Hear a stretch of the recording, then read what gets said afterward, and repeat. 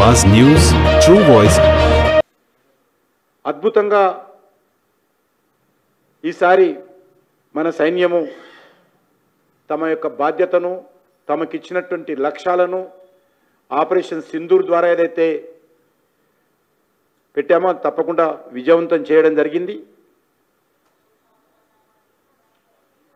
మనకందరికీ తెలుసు నరేంద్ర మోడీ గారి నాయకత్వంలో ఈరోజు డిఫెన్స్ ఇన్ఫ్రాస్ట్రక్చర్లో అద్భుతమైనటువంటి మార్పులు జరిగాయి. రక్షణ శాఖకు కావలసినటువంటి మౌలిక వసతుల కల్పన ఏదైతే ఉన్నదో అత్యాధునికమైనటువంటి టెక్నాలజీ కానీ ఆయుధాలు కానీ కావలసినటువంటి వసతులు కానీ అద్భుతంగా సేకరించి కల్పించేటువంటి ప్రయత్నం చేయడం జరిగింది. రక్షణ రంగంలో మన సైనికులకు దేశ రక్షణ కావలసినటువంటి అన్ని రకాల వ్యవస్థలు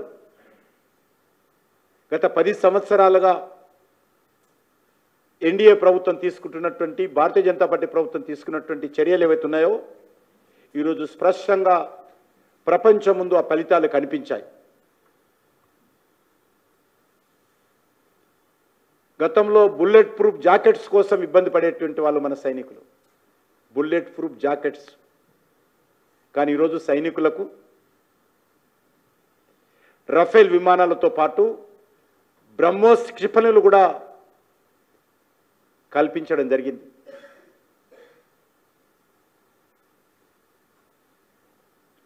రఫేల్ ఫైటర్ జెట్స్ ప్రపంచంలో అత్యంత ఆధునికమైనటువంటి విమానాలను కూడా ఈరోజు మన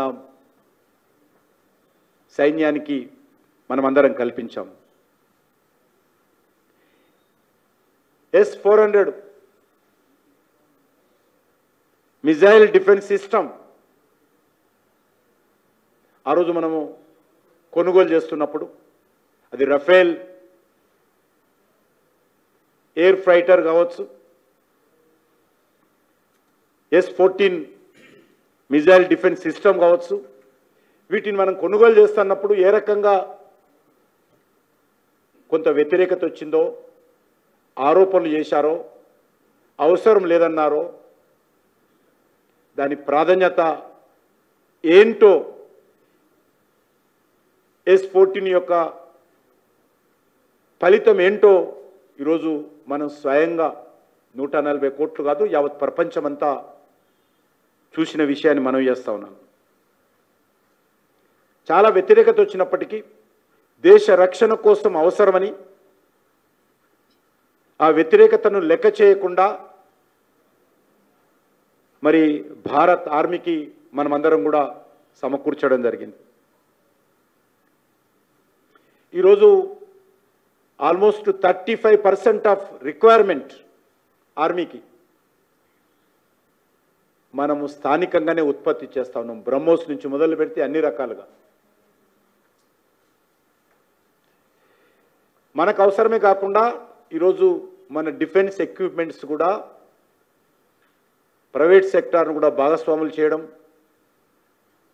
మన ఆర్డినెన్స్ ఫ్యాక్టరీలను శక్తివంతం చేయడం, HAL లాంటి సంస్థలను ప్రోత్సహించడం, వాళ్ళకు కావలసినటువంటి అన్ని రకాల ఆర్డర్స్ను కల్పించడం, ఆర్డినెన్స్ ఫ్యాక్టరీని కూడా అకౌంటబిలిటీ చేసి అక్కడ అన్ని రకాల సైనికులకు కావాల్సినటువంటి ఆయుధాలు సమకూర్చడం, మిదాని కానీ DRDO కానీ ఇలాంటి సంస్థల ద్వారా పరిశోధనకు కావలసినటువంటి వసతులు కల్పించడం, మన స్పేస్ సెక్టార్ అద్భుతంగా కీలక పాత్ర పోషించింది.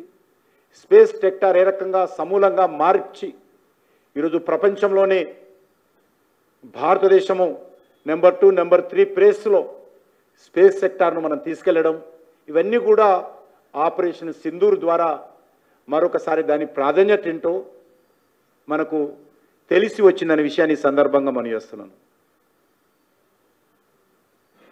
దానితో పాటు పాకిస్తాన్ ఒక ఉగ్రవాద దేశము,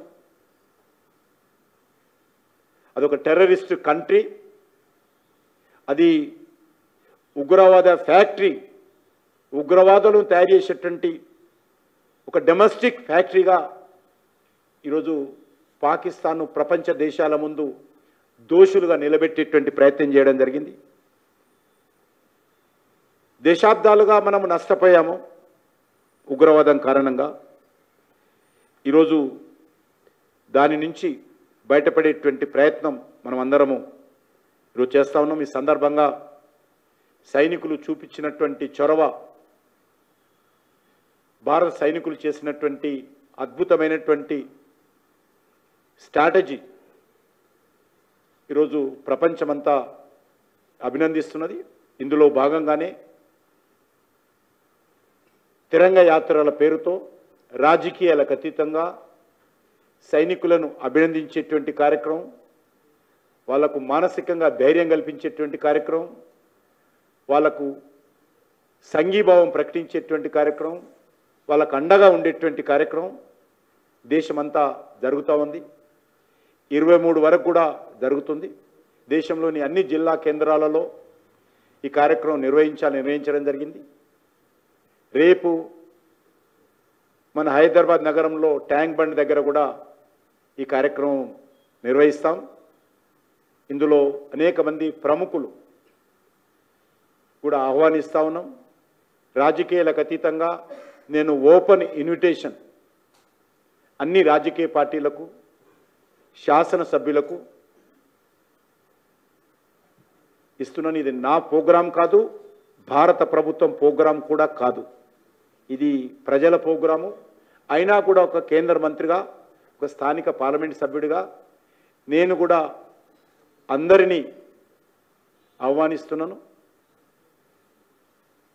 యువజన సంఘాలు, విద్యార్థి సంఘాలు, మహిళలు, ఉద్యోగ సంఘాలు ప్రతి ఒక్కరు కూడా ఈ కార్యక్రమంలో పాల్గొని ఆపరేషన్ సింధూరు